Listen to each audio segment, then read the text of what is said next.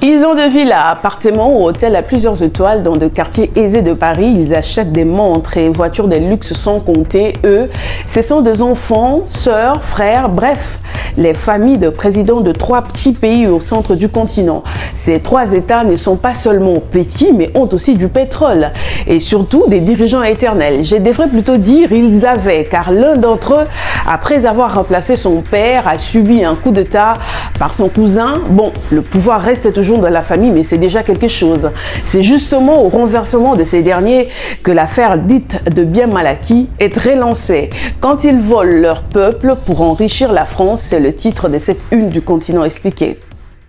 Tout commence en 2007 quand Transparency International, les Sherpas, les ONG de lutte contre la corruption portent plainte contre le membre de la famille Bongo Ondimba, Sassou Nguesso et Obiang Nguema pour corruption et blanchiment de capitaux en France. La justice française va ouvrir un dossier accusant le Bongo d'avoir sciemment bénéficié d'un patrimoine immobilier frauduleusement acheté en France par le patriarche qui a régné sur les Gabons du 1967 jusqu'à sa mort en 2009. Un arrêt de la Cour d'appel de Paris publié en février 2022 avait indiqué qu'il s'agit d'une trentaine d'appartements, des villas et d'hôtels particuliers des arrondissements UP de Paris et Nice. Ces biens immobiliers sont évalués à, tenez-vous bien, au moins 85 millions d'euros.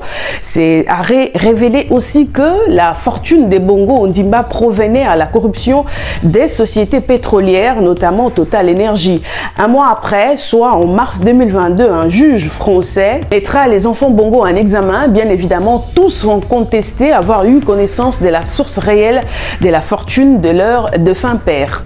Chez Nguesso, c'est plus le nom de Denis Christel Sassou Nguesso, fils du président congolais de Brazzaville et ministre de la coopération internationale et de la promotion du partenariat public-privé du pays et successeur potentiel de son père à la tête du pays qui est le plus cité. La justice française avait procédé entre 2020 et 2022 à la saisine des 2 hôtels VIP du fils du président à Paris qui coûteraient 10 millions d'euros, mais à côté de cela, des logements de luxe. Denis Christel Sassou Nguesso aurait paraphé une dizaine d'ordres, des virements équivalents, tenez-vous bien, à 800 000 euros des travaux de décoration d'un de ces logements, toujours à Paris, mais également 12 millions d'euros pour assurance d'un jet privé. Et Teodoro Obiang Nguema, vice-président de la République de la Guinée équatoriale et fils de Teodoro Obiang Nguema, président de la République, lui, rien que son apparence vous indique qu'il aime les luxes.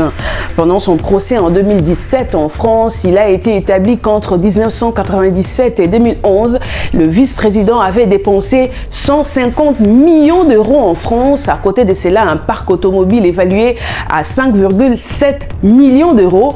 Tous ces biens seront saisis par la justice française, parmi lesquels un luxueux immeuble de plus de 4000 mètres carrés situé avenue Froche, estimé à 107 millions d'euros. Condamné en 2021 à 3 ans de prison et 30 millions d'amende avec sursis, il sera le premier condamné dans cette affaire dite de biens mal acquis et les objets saisis dans ces différents logements seront vendus aux enchères.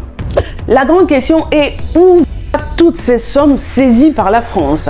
Alors, officiellement, ces sommes doivent être restituées aux États car en novembre 2022, une circulaire avait été signée rendant opérationnels ces mécanismes de retour de fonds saisis. Mais comment ça marche? D'abord, la justice française saisit le bien et les sommes d'argent susceptibles de provenir de la corruption ou au détournement. Les biens seront vendus. Après, la France va déverser toute cette somme dans la caisse de l'État français, après quoi il va les restituer aux pays concernés par biais de ces fameux aides au développement. Mais malgré cette loi, les députés communistes de la municipalité de Paris militent à ce que le 28 propriétés des hauts standings de la famille Bongo saisie par la justice française soient transformées en logements sociaux.